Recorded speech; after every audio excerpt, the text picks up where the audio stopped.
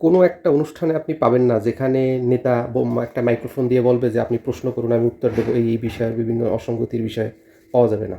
এটা আমাদের এইসব অঞ্চলে সম্ভব না। আর এটা হলো এখানকার মুখ্য চরিত্র। থার্ড ওয়ার্ল্ডের ব্যাপারটা এরকমের যে নেতা সে মঞ্চ উঠে মাইক হাতে নিলে পর অনেকগুলো মাইকের ফোন সামনে থাকবে, বিশাল লোকজন থাকবে।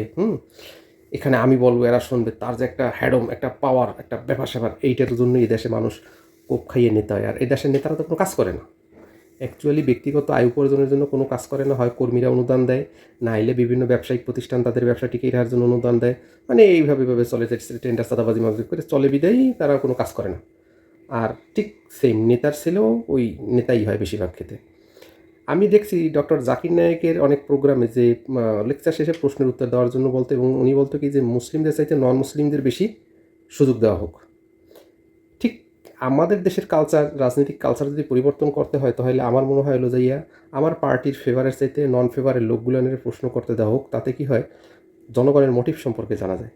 আর এদেশের জনগণের মোটিভ নিয়ে কেউ কখনো মাথা জমায় না, কিন্তু সবাই একটা জিনিস ব্যবহার করে কি, জনগণ জনগণ জনগণ, জনগণ এটা চায় না, জনগণ ওটা চায় না, জনগণ এইটা নিষিদ্ধ করতে চায়, জনগণ ওটা। আচ্ছা ভাই, একটা পার্টি যখন কেউ করে তখন কি জনগণের মতামত নেয় যে আমরা একটা পার্টি করতেছি বা কিছু নিয়ে এই পাশে আছে বা কোনো আছে যে এইটা জনগণের, এটা সরকারের দায়বদ্ধতা, তাই ওগুলো কিছু না। এই দেশের কল্যাণ সেদিন হবে যেদিন জনগণ প্রশ্ন করবে, নেতারা উত্তর দিতে বাধ্য হবে। না দিতে পারলে সেখান থেকে মানে একটা অসম্মানজনক রেজাল্ট নিয়ে চলে যাবে। লজ্জা না থাকলে, যে নেতার ভিতরে লজ্জা নাই ওই নেতার নেতা হওয়ার দরকার কি? কথা বুঝতে পারছেন?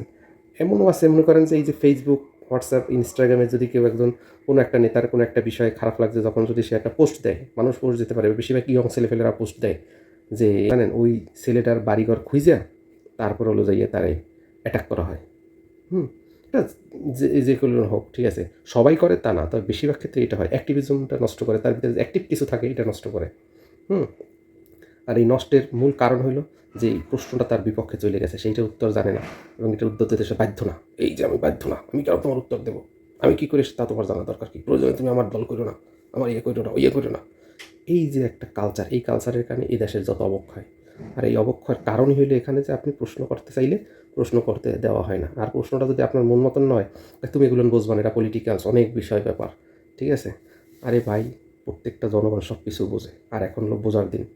আমার হাতের মুঠে সব কিছু আছে, বুঝি না মানে সব কিছু বুঝি, তারপরও আপনি দিতে পারেন না, বলতে পারেন যে ভাইগুলো আমার এখতিয়ারভুক্ত, আমি দিতে পারবো না, বাধ্য না, নিতান্তি করেন, আপনি অন্য কাজ করেন। কিন্তু আপনি যখন জনগণের প্রতিনিধিত্ব করতে যাবেন, তখন তো আপনার প্রত্যেকটা প্রশ্নের উত্তর দিতে হবে। আমরা প্রশ্ন করব, কারণ আমাদের ট্যাক্সের টাকায় আপনি ভোগ করবেন। রাষ্ট্র ক্ষমতা যাইয়া বা রাষ্ট্র ক্ষমতার বাইরেই তো আপনার ট্যাক্সের টাকা ভোগ করবেন। তো আমি শ্রমিক এলাকার ছেলে, একটা লোক শ্রমিক ইউনিয়নের মেম্বারে দাঁড়াইছে, সদস্য হিসেবে দাঁড়াইছে, কিন্তু সে সদস্য হয় নাই। তার পিছনে 4 জন লোক করে। তো একদিন জিজ্ঞেস করলাম যে কাকা, আপনার ডিউটি চলে না? কয় বেটা, নির্বাচন করছি না, নির্বাচন করলে আর ডিউটি করা লাগে না। মানে কি একটা অবক্ষয়! সাধারণ একটা একটা মিলের যদি মেম্বার হয় নাই, তাতে যদি তার এরকম হ্যাডম নিয়ে চলে, তাহলে এই দেশটা তো অবক্ষয় হবেই। আর এখানে তো আমি তো ব্যস্ত হিসাবে প্রশ্ন করছি, কিন্তু অনেকে তো হবে, বেটা হ্যাঁ প্রশ্ন করছো, বেটা নেতা হইছে না? নেতা হইলে যে মানে ই করা যায়, এতটা ভোগ বিলাস, এতটা ই করা যায়।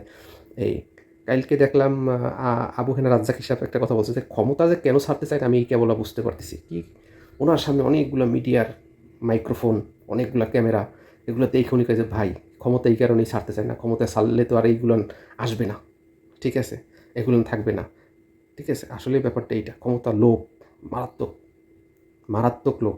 এই লোভ সামলান যায় না। আপনি 14 বছর জেল খাটলেন, এটা করলেন ওটা করলেন, তারপরে সেই ক্ষমতায় যাবেন, কিন্তু আপনি এটা করবেন না। না, এবার নিজে একটু সংশোধন হইয়ে কাজকর্ম করিয়ে খাইয়া করবেন না, না আমার ত্যাগ আছে, হেন আছে তেন আছে। ওদিকে আবার ধর্ষণ মামলাও আছে, ওদিকে আবার চাঁদাবাজির মামলাও আছে, ওদিকে লুটের মামলাও আছে। এগুলো সব ষড়যন্ত্র, ঠিক আছে।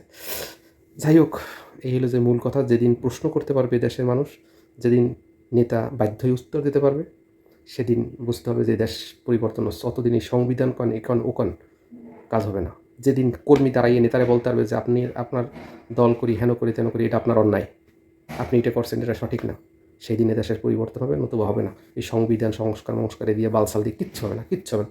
সরি, একটু অন্য মাইন্ডের কথা বলছি, কিচ্ছু হবে না, খামাখা। ধন্যবাদ।